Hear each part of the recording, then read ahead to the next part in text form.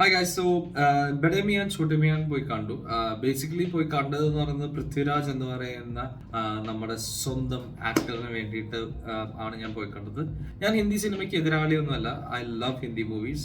Depends on ഏത് type of movie, എവിടെ ഇറങ്ങുന്നു, എന്താണ്, ലൈക്ക് വാട്ട്സ് സ്റ്റോറി ലൈൻ, ഇതൊക്കെ ബേസ് ചെയ്തിട്ട് അത്രയും സെലക്റ്റീവായിട്ട് കാണാറുള്ളൂ എന്ന് മാത്രം.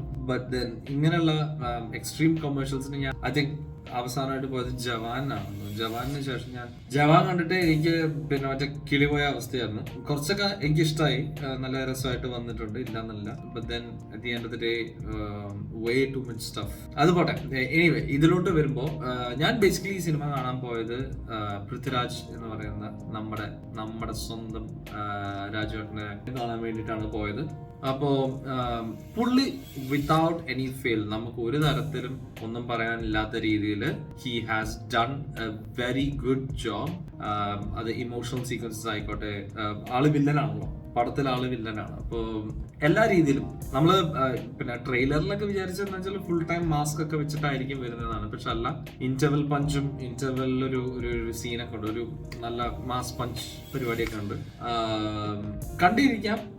ഒറ്റ കാര്യമുള്ളൂ, ബ്രെയിനൊക്കെ അങ്ങനെ എടുത്തിട്ട് വീട്ടിൽ വെച്ചിട്ട് പോയിരുന്ന് കാണണം എന്നുള്ളൊരു പരിപാടി മാത്രമേ ഉള്ളൂ. പ്രത്യേകിച്ച് അങ്ങനെ ഒരു വലിയ കുത്തിയിരുന്ന് ചിന്തിച്ച് ആലോചിക്കേണ്ട പടം. എവിടേക്ക് ഒരു ഫാസ്റ്റ് ആൻഡ് ഫ്യൂരിയസ് ഫ്രാഞ്ചൈസിന്റെ എന്തൊക്കെയോ ഒരു സാധനം കയറി വന്നിട്ടുണ്ട്. അപ്പൊ എനിക്ക് അങ്ങനെയൊക്കെയാണ് കുറെ തോന്നിയത്. VFX ഒക്കെ നല്ല രീതിയിൽ ചെയ്തിട്ടുണ്ട്. ശരിക്കും പറഞ്ഞാൽ ഈ പടത്തിന്റെ സ്റ്റോറി ലൈൻ വരെ ഇറ്റ്സ് ആക്ച്വലി വെരി നൈസ്. പക്ഷെ സ്ക്രിപ്റ്റിലും സ്ക്രീൻ പ്ലേയിലും ഒരുപാട് ബിഹൈൻഡ് ആണ്. Most of the Bollywood movies ഇത് തന്നെയാണ് പ്രശ്നം. മിക്കവാറും സിനിമകൾ they have A good theme, they have A good story line and everything, but they somehow make it cringy.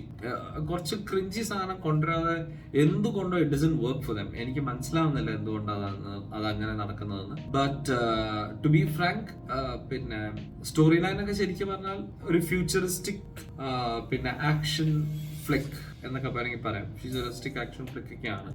Indian army in the future എന്നൊക്കെ പറഞ്ഞിട്ട് വേണമെങ്കിൽ നമുക്ക് അങ്ങനെ എന്തെങ്കിലുമൊക്കെ വെച്ച് ചെയ്യാവുന്ന ഒരു പടമായിരുന്നു. സ്ക്രീൻ പ്ലേയും സ്ക്രിപ്റ്റും പിന്നെ ഈ ഒരുപാട് മാന്തലുണ്ട്. ലൈക്ക് പല സിനിമകളിൽ നിന്നുള്ള മാന്തല് കുറച്ച് അധികമാണ്. ലൈക്ക് ഓക്കെ, എനിക്ക് മനസ്സിലാവും ചിലവർക്ക് റെഫറൻസ് എടുക്കുക എന്ന് പറയുന്ന ഒരു പരിപാടിയല്ല മൂവി ഇൻഡസ്ട്രിയിൽ എല്ലാവരും ചെയ്യുന്നത്. പക്ഷെ അത് റെഫറൻസ് മാത്രമേ ആകാവൂ. ചില സീനൊക്കെ ഉണ്ട്, ഇറ്റാലിയൻ ജോബ് എന്നൊക്കെ കറക്റ്റ് എടുത്ത് വെച്ചേക്കുന്ന സീനൊക്കെ ഉണ്ട്, അതേപോലെ എടുത്ത് വെച്ചേക്കുക. Like no creativity involved. അപ്പോ അങ്ങനെയൊക്കെയുള്ള കുറച്ച് പ്രശ്നങ്ങളുണ്ട്. പക്ഷെ ഈ പറഞ്ഞ പോലെ ഊരിയെടുത്ത് മാറ്റി വെക്കാൻ പറ്റും. അങ്ങനെ എടുത്ത് അങ്ങനെ വെച്ചിട്ടാണെങ്കിൽ പൊളി, നോ പ്രോബ്ലം, പോയിരുന്ന് കാണാം. പ്രത്യേകിച്ച് അങ്ങനെ ഒരു പിന്നെ ഞാൻ പറഞ്ഞ ഒരു റിലാക്സ്ഡ് ചിൽ മോഡിൽ വെറുതെ പോയിരുന്ന് സമയം അടിച്ചു പൊളിക്കാനുള്ളൊരു സാധനമായിട്ട് പോവാം. അത്യാവശ്യം ചിരിക്കാനൊക്കെ ഉണ്ട്. ലൈക്ക് ചില ജോക്സ് ഒക്കെ നന്നായിട്ട് വർക്ക്ഔട്ട് ആയിട്ടുണ്ട്. ചിലത് അവിടെ എവിടെയൊക്കെ പാളിയും പോയിട്ടുണ്ട്.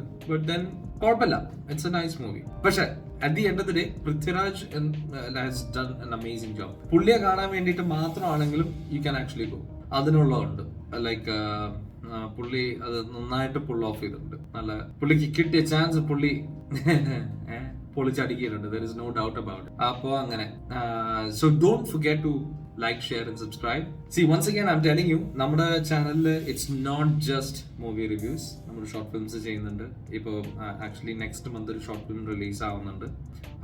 അത് കൂടാതെ we are doing music videos. നമ്മൾ പ്രോജക്ട്സ് കുറച്ചും കൂടെ ഒരു ഹയർ എൻഡ് പ്രോജക്ട്സ് നമ്മൾ ചെയ്യാൻ ഉദ്ദേശിക്കുന്നുണ്ട്. We use to do a lot of celebrity interviews. പക്ഷേ ഇപ്പോൾ ഇനി അതിലേക്ക് പതുക്കെ തിരിച്ചു വരും.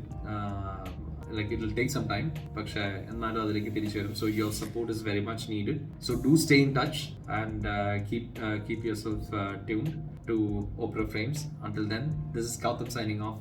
Bye bye.